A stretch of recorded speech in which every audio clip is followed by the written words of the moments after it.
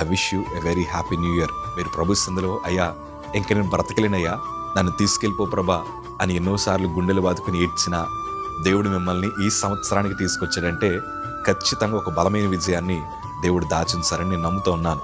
మీరు ధైర్యంగా ఉండండి. మేము కూడా ఎప్పుడు మిమ్మల్ని మర్చిపోలేదు. మీకోసం ప్రతిదినం మేము ప్రార్థన చేస్తున్నాం. ఈ 2026 సంవత్సరంలో నూతన శుభవార్తలు మీరు వినబోతూ ఉన్నారు.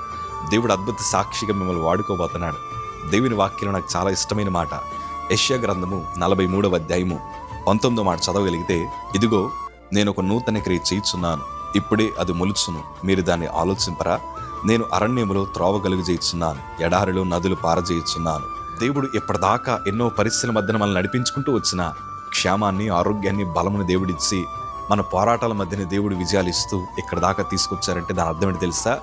అడవిలో ఆయన త్రోవలను కలుగు చేయబోతున్నాడు. దేవుని కోసం ఎదురు చూడండి. God bless you. ధైర్యంగా ఉండండి.